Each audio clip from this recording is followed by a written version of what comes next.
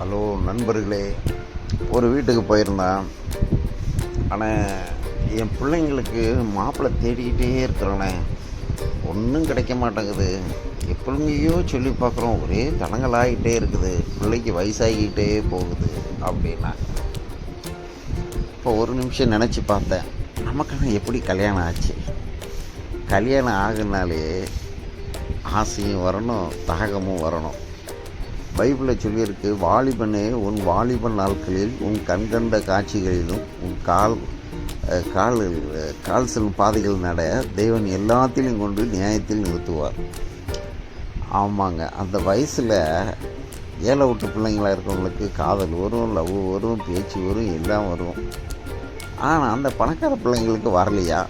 ஏன் சில பிள்ளைங்களுக்கு கல்யாணமே ஆக மாட்டேங்குது அப்படிங்கிறத சோபா அடிச்சுக்கிட்டே அப்படி உட்காந்து சிந்திச்சுக்கிட்டே இருந்தாங்க. அப்போ ரொம்ப நாளைக்கு முன்னுக்கிட்டே ஒருத்தட்ட என்கிட்ட பேசிக்கிட்டு இருக்கும்போது அவர் ஏதாவது ஏடாகுடமான கேள்வி கேட்டுக்கிட்டே இருப்பார். நானும் எனக்கு தெரிஞ்சதை சொல்லுவேன், தெரியாத அவர்கிட்ட இருந்து கற்றுக்கிடுவேன். தெரிஞ்சதை சொல்லுவேன், தெரியாததை அவர்கிட்ட இருந்து கற்றுக்கிடுவேன். அப்போ அவர் என்ன சொன்னார், டேவிட், ஒருவனுக்கு குழந்தையே இல்லை, அதுக்காக அவங்க பணக்காரங்க ரொம்ப சாமி கோயிலாக போய் பார்த்தாங்க, குழந்தை பிறக்கலை. சரி, ஏதோ மந்திரம் பண்ணி குழந்தைய பிறக்கலான்னு சொல்லி ஒவ்வொரு மந்திரக்காரங்களாக கூப்பிட்டு பூஜை பண்ணிக்கிட்டே இருந்தாங்க. அது எல்லா மதத்துலேருந்து கூப்பிட்டுக்கிட்டே இருந்தாங்க. குழந்தை பிறக்கவே இல்லைப்பா.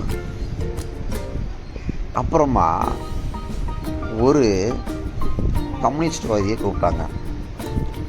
அந்த கம்யூனிஸ்ட்வாதி போயிட்டு அவங்க குழந்தை இல்லாததுக்கு காரணம் என்னங்கிறத அறிவுபூர்வமாக சிந்திச்சுக்கிட்டே இருந்தான். அவர் ஒரு அறிவாளி கம்யூனிஸ்ட்வாதி.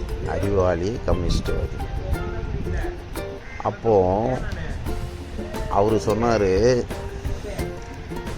குழந்தை பிறக்காமல் இருப்பதற்கு காரணம் அந்த பூசாரிங்கெல்லாம் பூஜை பண்ணிட்டு சொன்னாங்க, கல்யாணம் ஆன பிறகு பூஜை முடிஞ்சதுக்கு பிறகு ஒரு அரணா கயிறை தருவேன், அதை கொண்டு உன் மனைவி இடுப்பில் கட்டணும் அப்படின்னு சொல்லி கொடுத்தாராம்.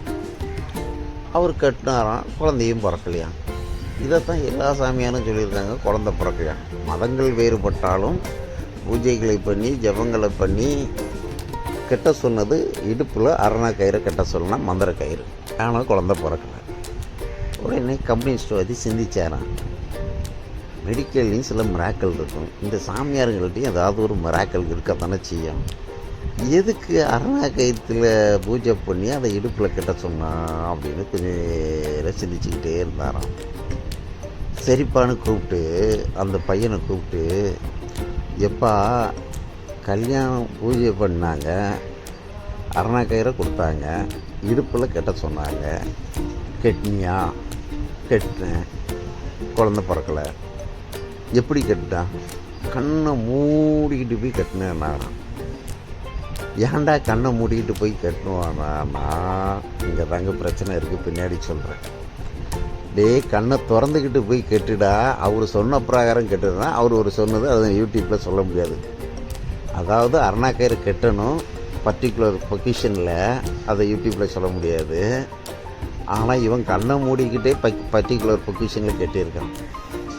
இப்போ என்ன சொன்னார், கண்ணை திறந்துக்கிட்டு போய் கெட்டுடான்னாராம், குழந்தை பிறந்துடுச்சான்.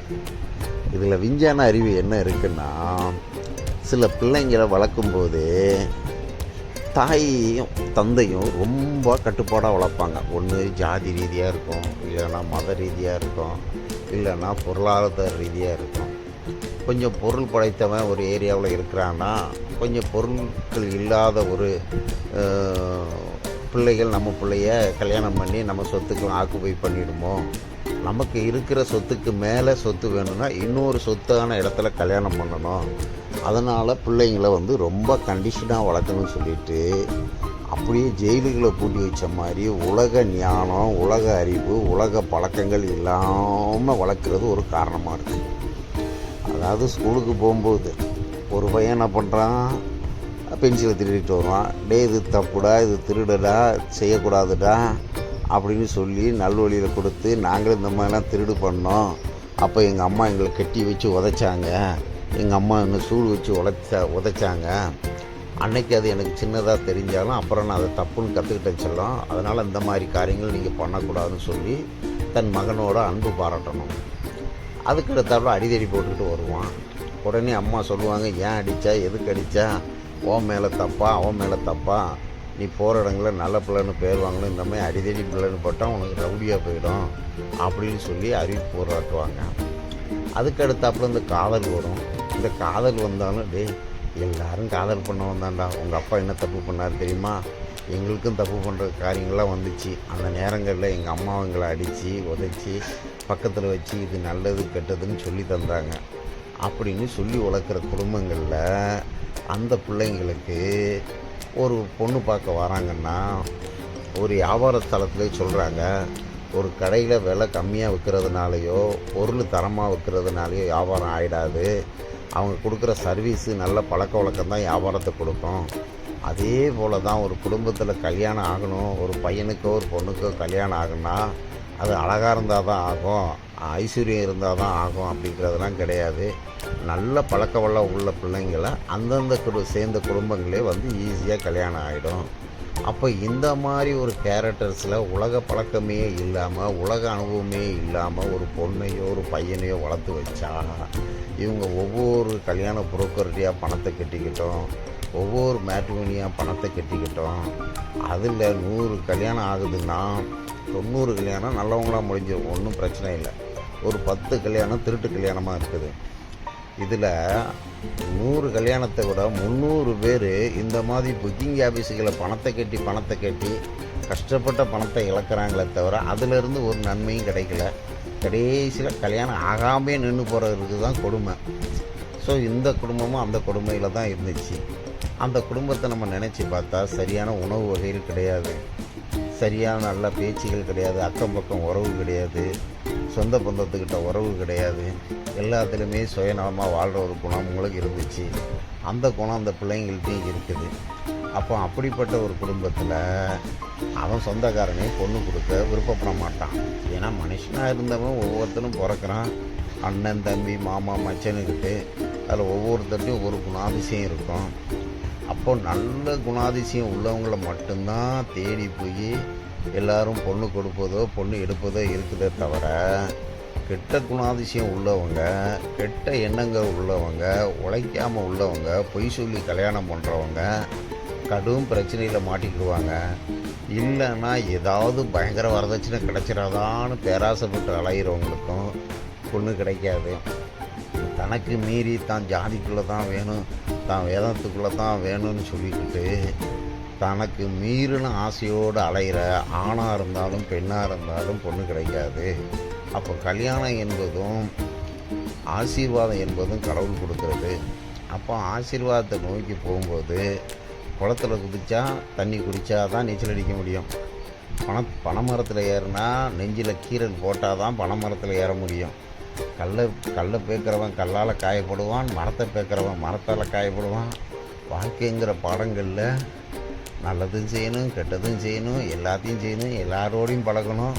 ஒரு வயசில் பிறந்து 80 வயசில் ஆட்டத்தை போட்டு முடிச்சுட்டு போகிற வாழ்க்கையில் அந்த 18 வயசுலேருந்து 25 டு 30க்குள்ளே அந்த கல்யாணங்களை பேராசைப்படாமல் கடவுள் கொடுக்குற ஆசீர்வாதம், கடவுள் கொடுக்குற உலகம், கடவுள் கொடுக்குற உணவு, இதில் நம்ம வாழ்ந்து பார்ப்போம்னு யார் யார் துணிஞ்சு செய்கிறாங்களோ அவங்களுக்கு கல்யாணம் ஆகிடுதுங்க.